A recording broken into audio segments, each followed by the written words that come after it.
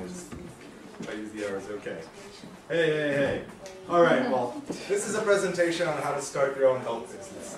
Now, the first thing actually is what exactly is the health business? Now, you might think it's curing people, or I'm diagnosing people, or treating injuries, or I'm selling pills, or weight shakes, or weight loss, or what have you not, or like, you know, if the fitness industry, I'm getting shredded, I'm getting ripped, and it's not really any of that stuff. What it actually, do it again. There we go. What it actually is the commercial exchange of intellectual copyright property. Basically, to start off your own business, the first thing you need is an idea. And it's got to be an idea that you care about, that's an idea that you have dedicated about, and that's an idea that you have meaning to. Because if you come up with this idea and then kind of get wishy-washy and yeah, it's not really going to go far. When you have a business, you got to be firm and you got to be direct. This is not a joke. This is your business. You're going to be spending a lot of time and a lot of energy at it. So if you kind of don't believe in it, and if, going back to what Sam said, if you don't have the passion, you're not going to last, and there's no reason for anyone to give you money because you don't care, so why should they care? It's basically a vocationary career, the health industry. You can get a job in technology, you can get a job in architecture and not really care about the buildings. You can get a job being a lawyer, just care more about getting the car than you care about servicing people. But the health industry is a caring industry, and that's pretty much why you came into athletic therapy, exercise science, recreational therapy. Because when you're at the hospital and you get a doctor who doesn't care about you, well, you know, it ain't going to work out for you. You're not going to get better. You're not going to take his advice seriously or any of that stuff. This is a vocation. This is something that you're going to be spending the rest of your life doing. So if this is not what you're interested in really doing today, there's really no point in pursuing things in the future in this field because you're just not going to get anywhere. You got to be inspirational. It's not like you're building a computer where you have all these little parts and all that stuff. It's health. It's, you know, I'm looking at you. This is your health problem. This is your tests, and so on and so forth. There's no products, there's no mass market distribution, there's none of that stuff. It's an inspirational career. You don't really work hard, you're not in construction sweating in 20 hours a day in heat, and so on and so forth. It's a thinking man's game. So when you start your own business, you have to be well disciplined into thinking. And that's one of the advantages of going to university. While going to the gym might train your muscles, studying in your school books, your anatomy, your physiology, this is training of your brain.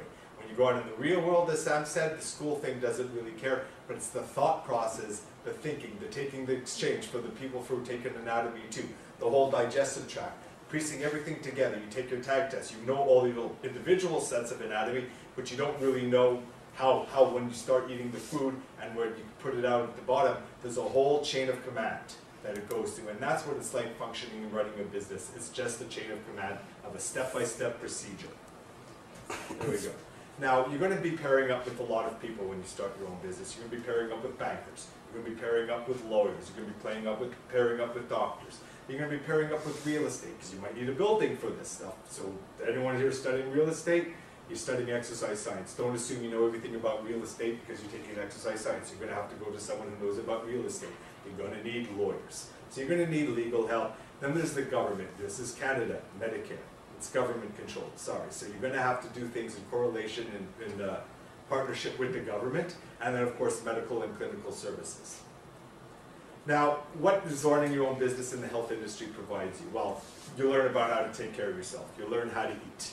Well, assuming if you're actually following the stuff that you're taking in your nutrition courses and all that stuff in your exercise courses. Because if you just go to watch a YouTube video, look at me, woo, woo, wah, the results aren't going to be the same as effective. And if you take some low-carb dieting thing that's in video that you saw on YouTube, or you buy the Self-Beach diet or the Atkins diet, if that's still around, all these low-carb diets, if you study your nutrition, you're going to learn the effects and consequences of a low-carb diet. I don't recommend taking a low-carb diet. If it does not help you, you will learn about this in your school, and you're going to have to apply this into your business. There's a lot of ways you can get rich quick, selling out low-carb diets, but these people come and go. If you're starting a business, you want to be there till the end, till you die, 50 years, 60 years, not make $1 million in 2 years and then wind up being in the poorhouse 3 years later after that because you don't have $1 million anymore. You're going to provide networking opportunities. And of course, when you stand into the health industry, you're going to be learning a lot of aspects. You're going to learn about sales. You're going to learn about marketing. You're going to learn about administration. You're going to learn about how to get money. You can get a job and all that stuff, but as the other people say, jobs come, jobs go. If you're running your own business, this is something you're doing for the rest of your life. There's no, I submit my 2 weeks, quit because I don't want to own my company anymore. It doesn't work like that. You can quit McDonald's in 2 weeks. You can't quit your own business in 2 weeks. It doesn't work exactly like that. Now, when you start your own business, everyone's going to love you. And you're going to be very, very popular. If you especially know about fitness, I'm sure some of you have already experienced this. So I'm studying athletic career, I'm studying exercise science, and people ask you 50 questions. It happens. You're going to be very, very well liked. Now, if you're like a technology guy and you're building computers, who's going to ask you, how do I build my own computer? Not that many people. That's the advantage about being in the health industry. It's an industry that will always be there. Everyone, it's human beings. You're going to be around for your natural lifespan. Everyone's got to worry about the health. Technology comes, technology goes. Architecture comes, architecture goes. Health stays forever. We're all going to get sick and we're all going to die at one point in time. So health is a very, very important part of the day. And you're gonna, if you don't love it, you're going to not like it. And if you love it, you're going to be fulfilled and you're going to be super happy. Now, there's many, many types of businesses in the health industry. There's the clubs, clinics, and gyms and all that stuff. But there's also the legal aspect. You can be a legal documentarian. You can run a distribution channel. Insurance, as Sam mentioned before, that itself is a business. There's plenty of insurance out there, car insurance, malpractice insurance, lawsuit insurance, technology insurance. But if you're really, really into this health game and you really, really believe in it, you'll find that health insurance pretty much correlates everything that you're learning in your textbooks as well. Marketing, management services, and the best part, intellectual property management. Ideas are the most important part of the health system. It takes ideas to start a business. It takes, my God, you know, taping and athletic therapy started off with an idea. Someone came up with the idea of developing a barbell. Someone came up with the idea of developing a kettlebell. All those equipments out there, someone had to design that, someone had to think of that. That's engineering. This is all important parts of the health industry. Education equals money. You don't go to school to work minimum wage for the rest of your life. So no one here wants that. So it starts off with, as I mentioned before, your education. Now you start off with CEGEP, you take your prereqs, you take your calculus, you take your math, you take your physiology, you take your biology. If you're really digging into that stuff, then you go into university. And here we are today, because everyone had to take their prereqs. I had to take my prereqs for exercise science, and so did you. So now you're in exercise science. You could be in kinesiology, what have you not. If you're not, it's still not the end of the world. And as Sam said, you don't really need necessarily exercise science to get into the health industry. But you do need one of the following backgrounds, because you're going to wind up falling on this. Either science, law, accounting, banking, business. These are all aspects of day-to-day of running your own business. You need to know one of these things to start your own business. You can't go to university and take 5 different degrees to learn each aspect. You'll be out of university when you're 45 by the time you finish it all. So you learn one and you learn the other 4 on the fly. And then, of course, as Sam said, your certification afterwards. Because if you're going to specialize, if you're going to do any continuing education courses, you're going to need a specialty. You're going to get your certification. Now, what exactly is a certification? Well, the concept really started off in 1977. There was a National Commission for Certification Agencies, and then it became NOCA. And it was NOCA up to 2009. That's when I graduated out of exercise science. So I don't know if they updated your textbooks and the bookstore and all that stuff, but now it's the Institute of Credentialing Excellence. And basically, what is a certification? You all have to pay your CADA. CADA is not a scam. CADA is not a ripoff. What it does give you is gives you the copyrights, the legal permission to distribute and reproduce the copyrights and the system that you're learning in exercise science, recreational therapy, athletic therapy. Because taping is a commercial system.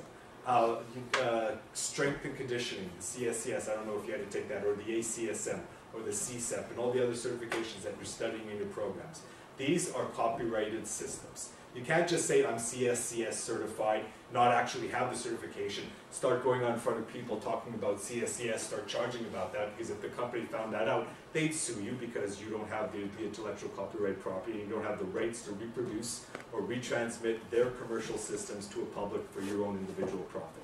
If you're an athletic therapist, you're using taping, well, by having your CADA certification, you're allowed to use this specific type of taping, and subsequently you have the right to charge money.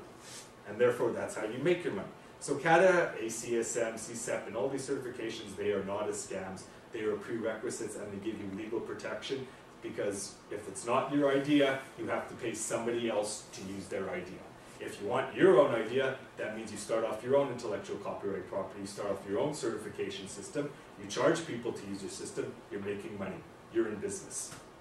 Now there's some quick stats. Basically, because you're in exercise science, we're going to cut it this way. And an average of 15% of the Canadian population actually engages in physical activity.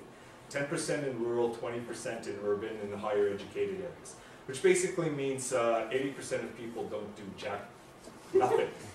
You know, they sit around the computer, they're 20, and I'm just going to say this right there. Some of you have seen this in your class, especially in your third year. I don't know if you've heard the term the freshman 15. You know, when you're first year, you know, you have 120 people in your class, everyone's looking good. By the third year, you notice a few of the guys have put on a gut, and a few of the girls, you know, you notice this stuff. You know, it happens, and then this is when you're in your 20s, you get 30, you get 40. If these are the same habits that they're getting right now, they just get bigger, they just get fatter, what have you, so forth. And when you studied in this school, when you get into obesity rates, you have a higher chance of day-to-day injury, diabetes, heart disease, cardiac arrest, and all these things. These are treatments. Athletic therapists have to deal with it. Personal trainers have to deal with this. This is how you make your money. It's basically off this kind of results from today's contemporary diet and lethargic attitude towards physical activity, I guess I should call it. Now to make some money. Basic considerations. First of all, to start off your own business, you're going to have to basically think of the documentation. There's corporation, there's sole proprietorship, there's partnership, and there's cooperatives. So there's various different business models. So you have to think of what direction and how you want to start your own business. How are you going to get the money? Who's your competition? Who's responsible for everything? Because if you start a company and everyone blames you for everything, well, you know, you're going to be in deep dog duty, basically.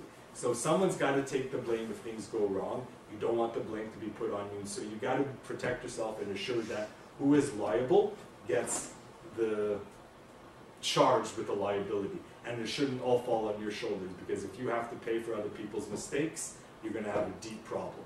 But if you're starting a business, then it's not you who's responsible. Who would it be, like insurance? Is that what you're saying? No, that's what we're going to get to a bit later on. Okay, sorry. Slides. I know, the sole proprietorship, you're responsible. A corporation is the company responsible, which is a separate legal entity. And this is what I'm referring to. So when you start off with a personal trainer, as a personal trainer's business, you might want to register as a sole proprietorship. But if you want to worry about injury and all that stuff, you might want to start as a corporation, therefore you're not financially liable. A sole proprietor, you pay out of your own pocket. Corporations, you don't. Partnerships is partnerships. My partner has to pay 50%. Well, I wasn't the guy that injured it. You was the guy that injured it. I'm not paying a cent, but legally speaking, he's responsible for 50% because it's a partnership registered business. So you got to make sure all these I's and the T's cross, because if you have a partner and he's stuck with 50%, he's going to split and you're stuck with no business because you have no more partner. So, first things first, to start off your own health business. Going back to what everyone said in the beginning, the first thing you do straight out of school is get a job. Find out if you actually really like this. Find out, like, okay, it's great to study about athletic therapy in school, but do you really like dealing with the public? And you're going to find people are a hell of a lot trickier dealing with than what Robert Pernetnik's tests are in exercise science and all that stuff. It's a lot trickier, and then you're going to really see the ins and outs of the business. So if you're really cool with it and you really don't have a problem, you like dealing with people, you like dealing with the quirks, people having you have a client at 7 o'clock, he shows up at 7:45, or they don't even show up at all. If this gets you really, really mad, really, really upset, maybe this is not the right career for you. If it doesn't really bother you, it's water off a duck's back, then go for it. And then you self-employment. Then you start your own business. Now, the thing is that people use the term, I have my own business. Well, that's just like a very vague thing. See, a lot of these people, they call themselves independent contractors. They're the people that say, I'm an athletic therapist, I'll come over to your house. No, I'm a personal trainer, this is a better example. I'll come over and I'll train you, you know, I got a business, this is my business, and I'll train you $45 a session, and so on and so forth. Well, that's fine at the start, and when you're starting off, you're not really established. But eventually down the line, you have to brand yourself. You're going to have to brand yourself to social media, you're going to have to brand yourself with a website, you're going to have to brand yourself a lot of other things. That's where you start filling in the corporation documents or the sole proprietor documents and all that stuff. Do not spend the rest of your life as an independent contractor, because there is no growth in independent contracting. If you're just going to wind up going to your house, people's houses for 30 years, it starts off as a really good idea. Look, I made 45 bucks in my pocket a session. By the time you're 50, it kind of gets tiresome. You can't really go anywhere with this. A business, you can grow, you can develop, and it can become anything you want it to be. Independent contractors are people who are stuck in that same position for the rest of their lives. You get what sounds like a good idea when you're 20 is not necessarily a good idea when you're 30, and is far from being a good idea when you're 40. So if you're 40 years old doing the exact same thing when you're 20 years old, you are not innovative, you're not new, you're not refreshing, you're just old. And there'll be a 20-year-old who's an independent contractor with a lot more passion, a lot more drive, and a lot more energy, and that's where people are going to gravitate to. So being stuck as an independent contractor for the rest of your life isn't the best bet for personal fulfillment as well as financial fulfillment. So first things first is your employment. You're going to have to get a job. You're going to start off with your floor time. Now if you hypothetically get a job at Nautilus Plus, you're going to walk around the gym picking up weights. You're going to chit chat with people, just pretty much what Sam said, and you just kind of help people out. The compensation for that ain't nothing more than minimum wage, and you're going to be selling yourself, which is pretty much exactly what Sam said. If you wind up selling a personal trainer's contract or an athletic therapy service or anything like that, you're going to have to pay the house. You're going to, even Concordia, if you bring in some business to Concordia, they're only going to pay you 40% of what you earned, of what you drew in. So basically, if it's 45 bucks a session, you're going to pocket 18. And then you have to pay your taxes and all that stuff off your paycheck after that. Concordia gets the balance of the money. So you don't expect that, but when you start your own business, you keep the 45 bucks for yourself. So you learn all that stuff. You wind up networking, you're going to meet people, they're going to give you referrals. Well, I thought you were the greatest athletic therapist ever, I'm going to tell my friends about you. That's where your social media kicks into play. That's where you get your Facebook and your Twitter, and you start popularizing it, and you get your word of mouth and get your action forwards. Once you have a generated buzz about you, that's where you can take this momentum and start running your own business. Oh, and by the way, another thing is that you will need your CPR and AED. That's just not, I remember taking exercise science, a lot of people thought it was gay, but it's pretty necessary. Okay, what you're going to do when you start off your own business. Money's tight, folks. It always is. When you have no money, it's very, very hard to start off your business. So you may want to consider renting space from someone else. So you might want to go to a gym, rent an office. You don't have to buy a building. You don't have to buy an entire floor off an industrial complex. You don't need a gigantic warehouse. You may just need a tiny little niche office, and that's it, that's all. It might cost you a few bucks. You can sublease space. There's some non-profit organizations, it's called hot seating. You can rent desks by the hour. And that's all you really need to start with. So you don't need to pay for an office. When you pay for an office, you're stuck with a lease. It's a 3-year lease, it's a 5-year lease. You know, if you're bankrupt or if you don't want to do it, you can't just quit and walk away. You owe them 5 years worth of rent when you sign the lease. There's no backing out of it, and if you don't want to pay, the landlord sue you, you're in debt for the rest of your life. And that's what happens when you rent. So you better be sure that you want to do this before you come into a lease. Otherwise start off with a small rental space, keep it humble. Keep it humble. You can do business with corporations. You can do it out of your own house. I'm not going to do it. I'm a home-based business, this organization. You can do corporate contracts. You can just do seminars, lunch and learns. You go to companies, talk to them for 1 hour, talk to the employees about how to eat right, show them a quick exercise. You're just going to their office. You don't really need anything like that. You pay their rental fees, but the rental fees would be like 20, 30 bucks. You charge everyone $10 a session. You have 10 people, 70 bucks. You're a startup. You know, you're not going to make millions of dollars in your first year of business. And networking.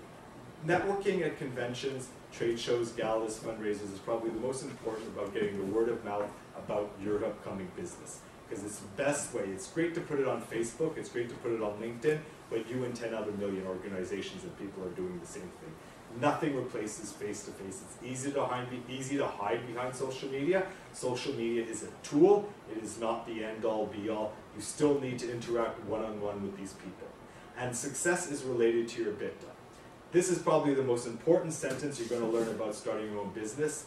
And it's about the EBITDA. The dry cleaner up the street has an EBITDA. The bakery has an EBITDA. Concordia University has an EBITDA. Couche-Tard has an EBITDA. Your earnings before interest, taxes, depreciation, and amortization.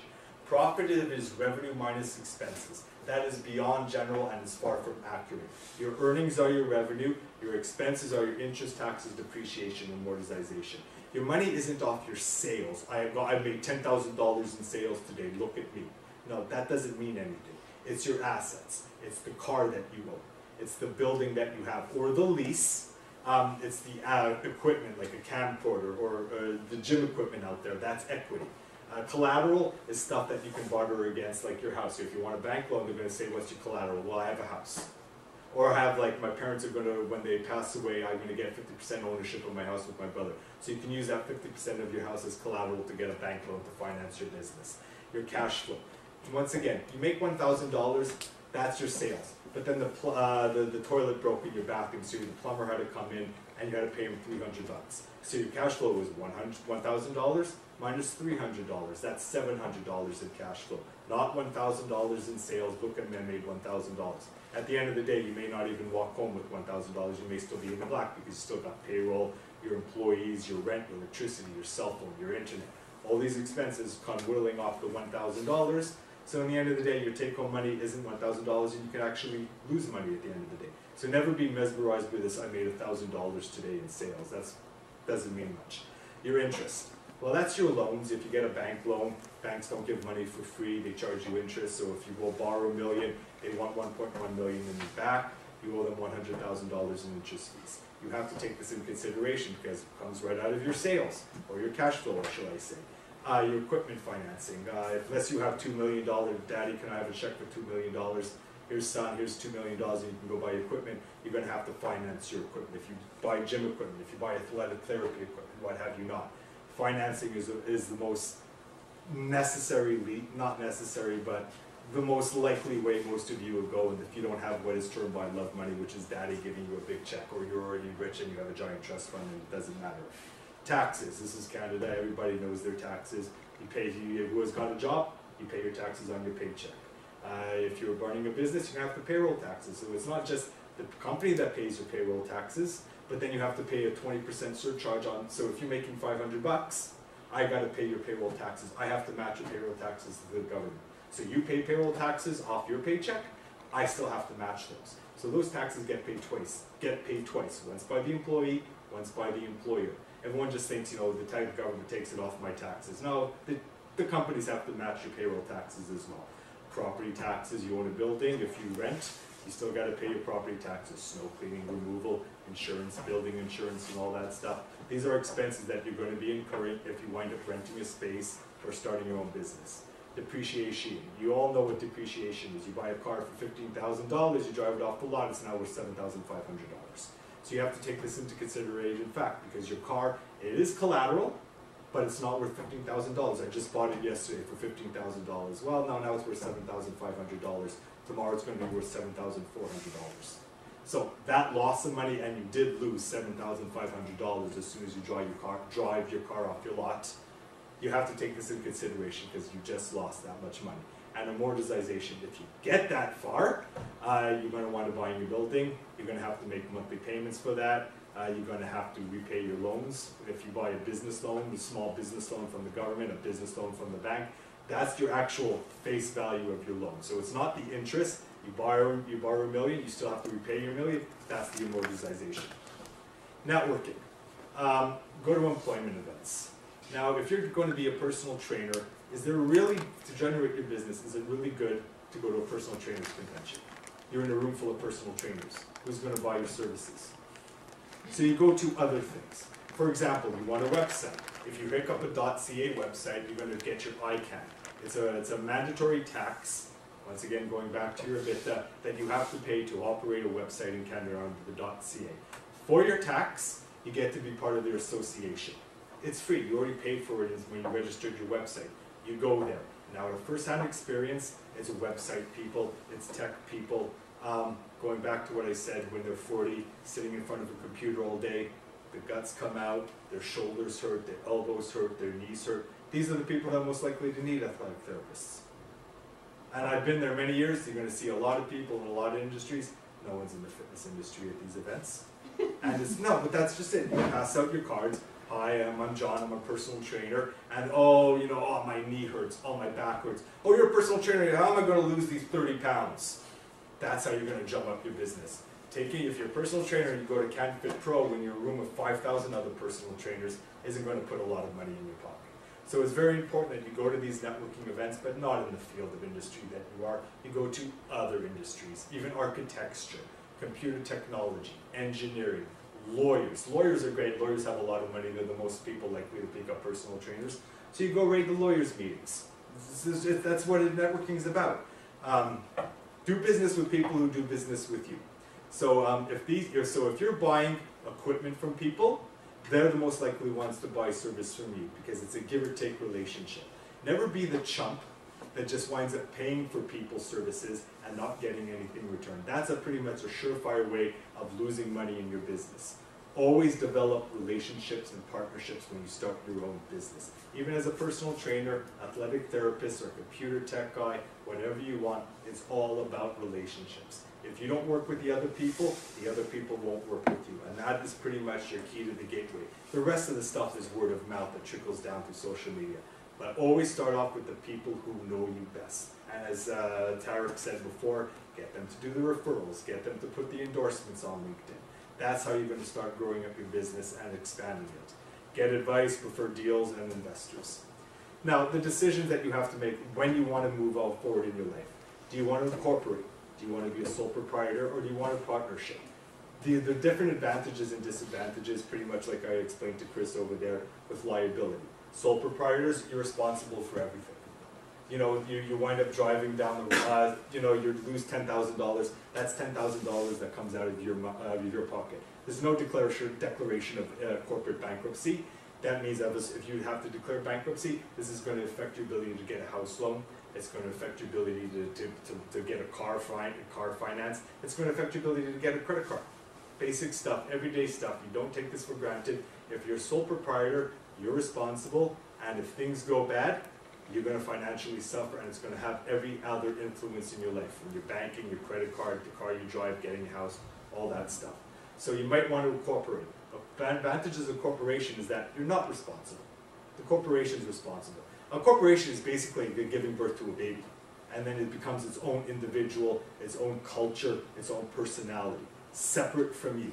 So if the company goes bankrupt, you lock the doors, you walk away, you don't have any personal consequences.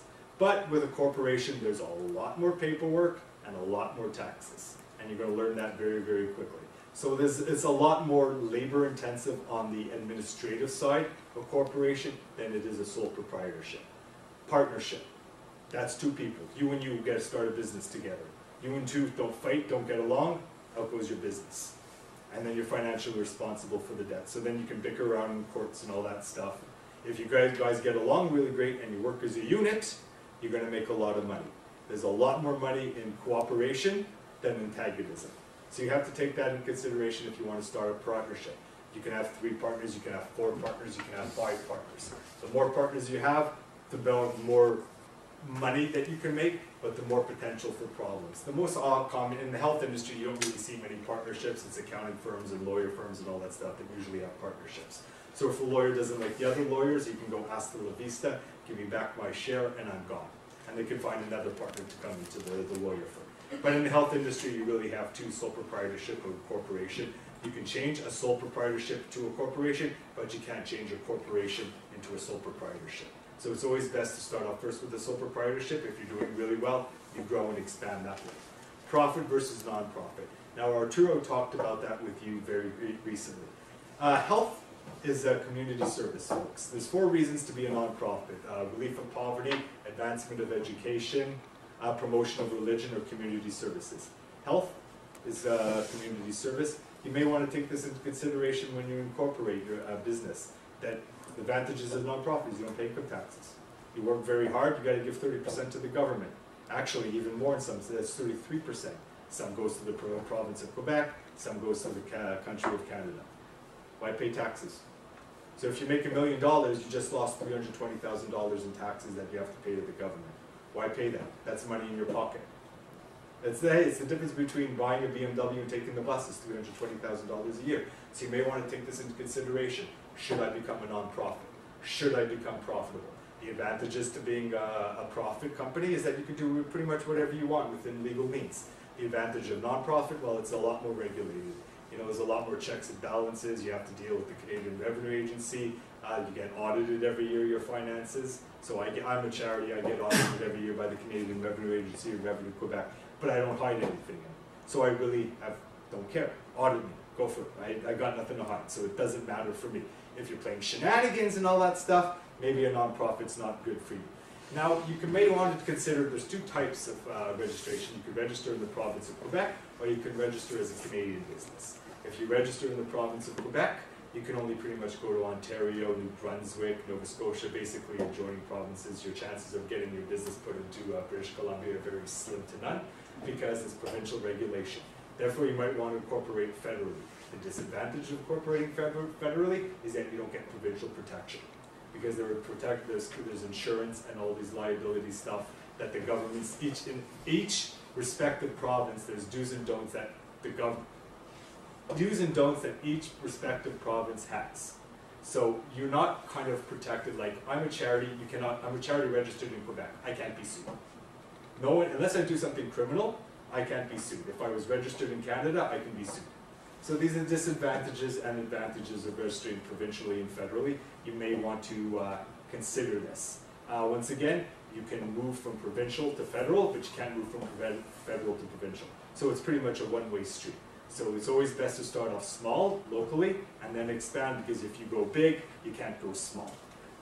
What kind of equipment you're going to need, what kind of trade associations. If you're athletic therapy, you might want to be associated with CAD. I don't know if there's any other competitive athletic therapy associations.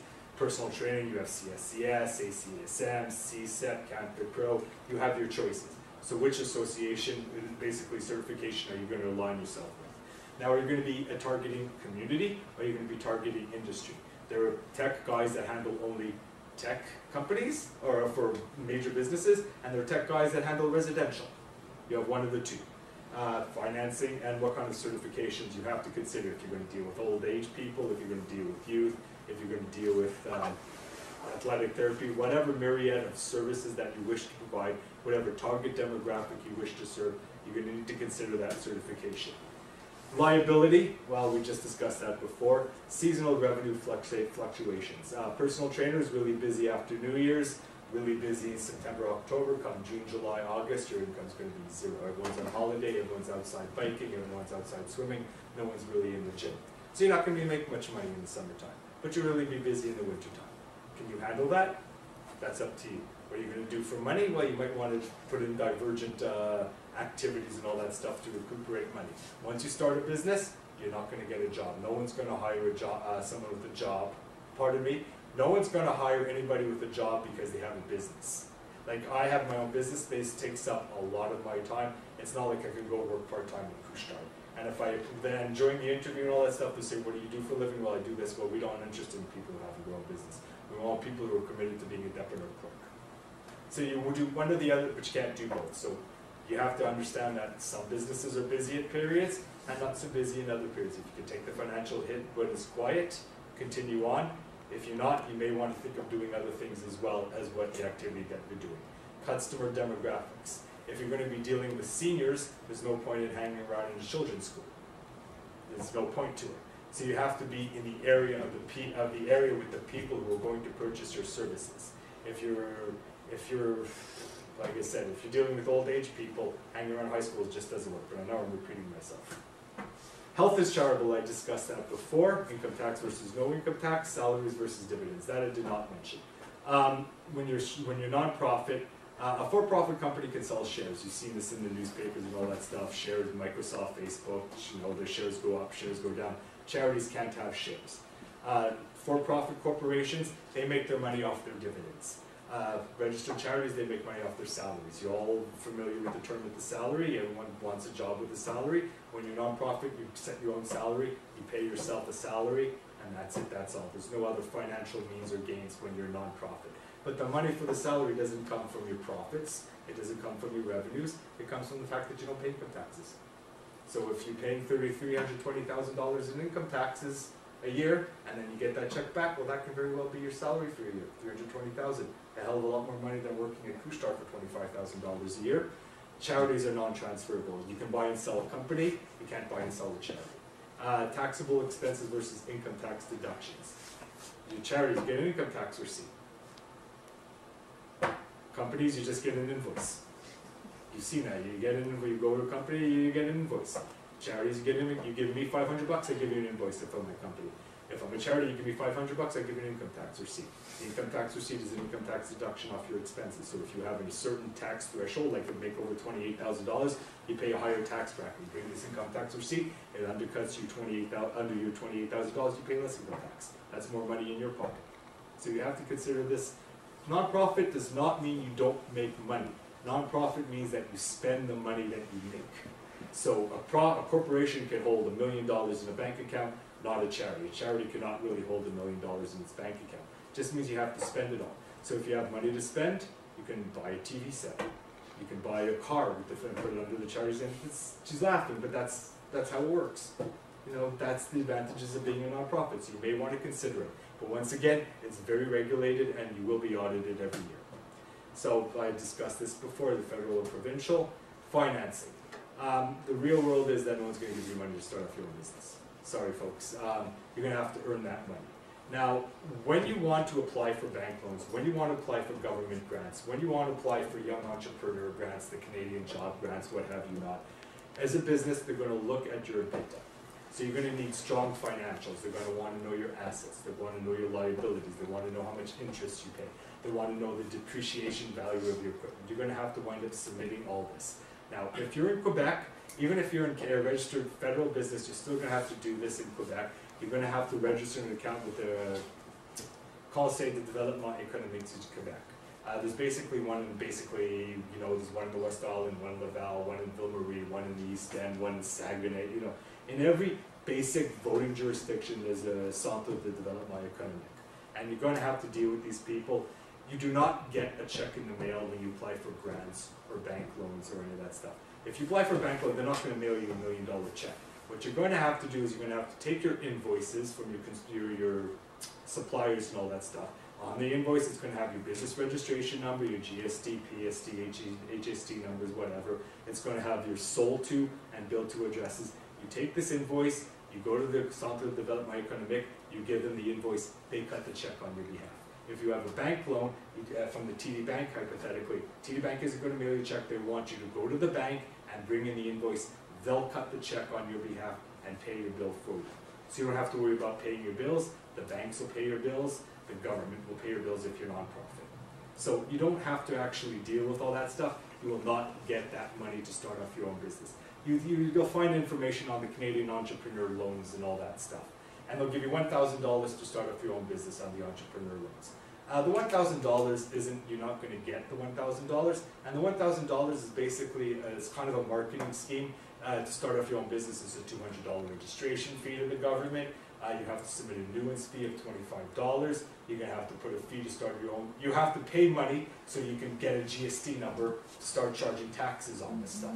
So you don't pay this out of your pocket. So it's the government giving you money so you can give the money back to the government in form of fees. So basically, if you're under 30 in Quebec, under 39 in Ontario, the government will pay the fees for you to start off your own business. If you're at my age at 40, I started this when I was younger too, so I didn't have to pay.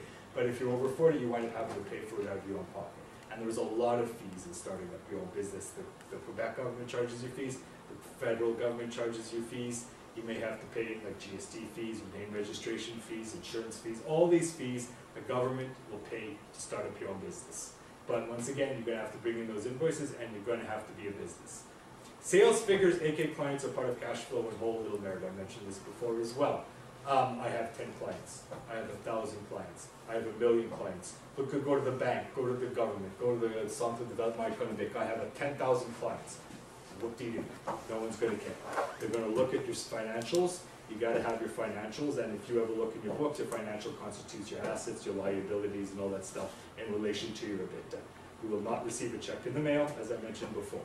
Sources of financing, I mentioned government grants and bursaries. There's loans from financial institutions.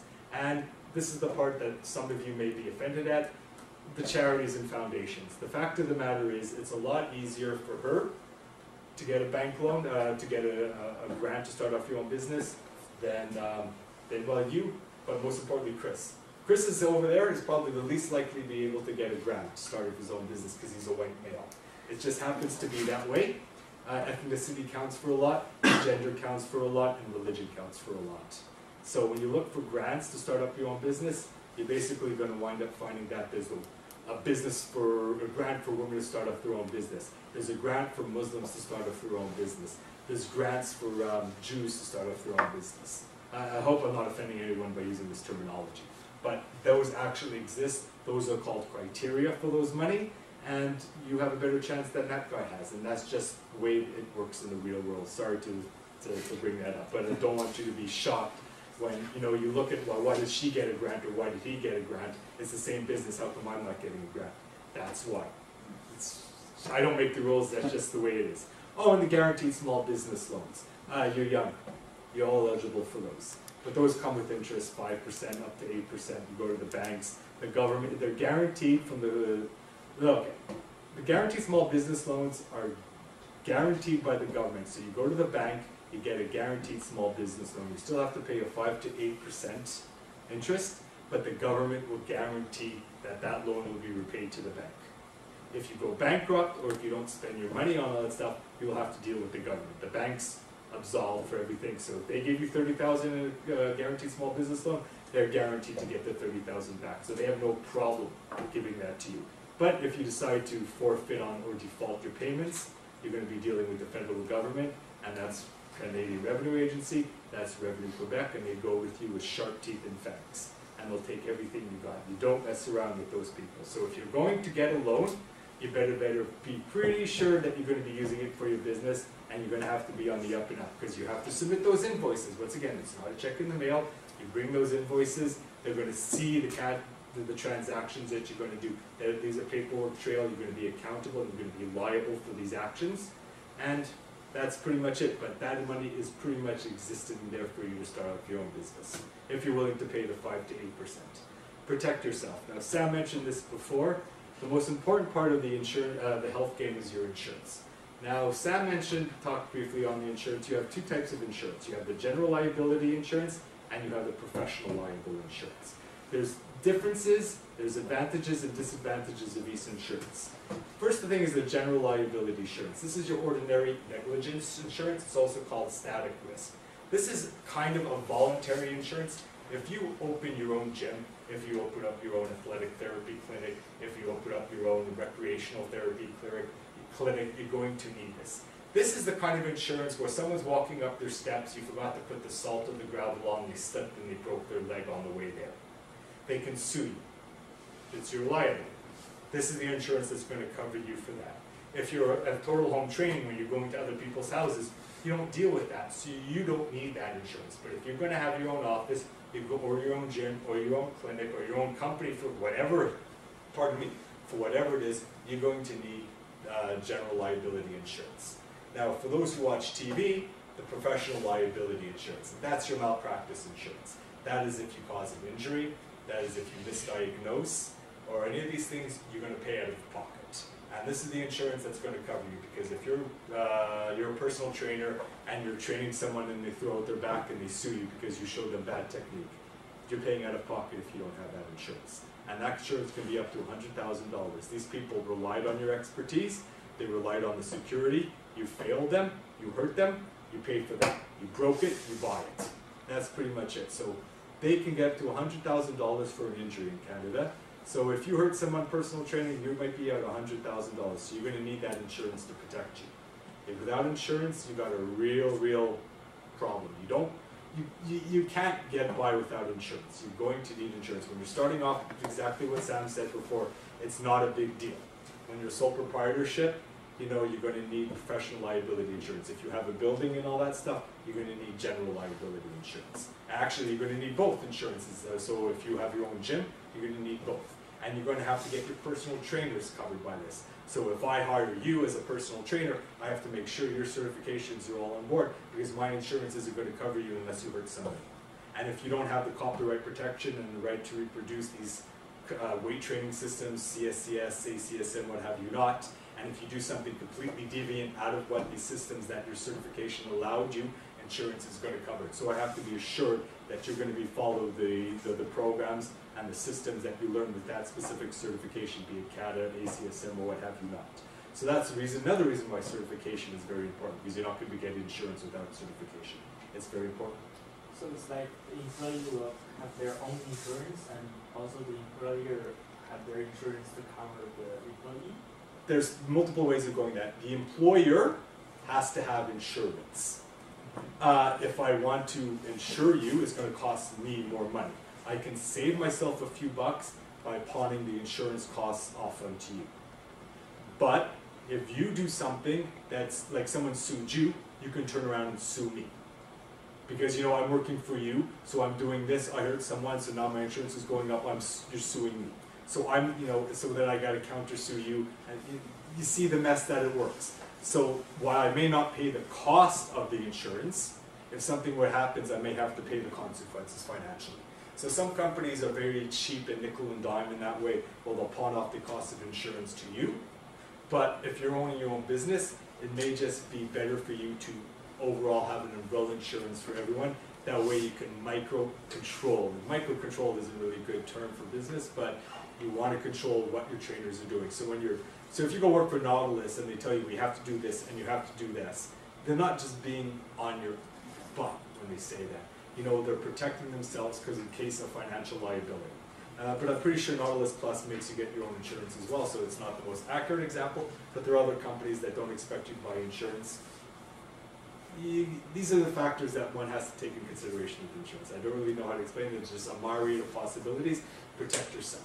Because if something goes wrong, you wind up paying for this. Protect your ideas. So you have your own system, health system. You got to copyright it. You come up with the taping concept.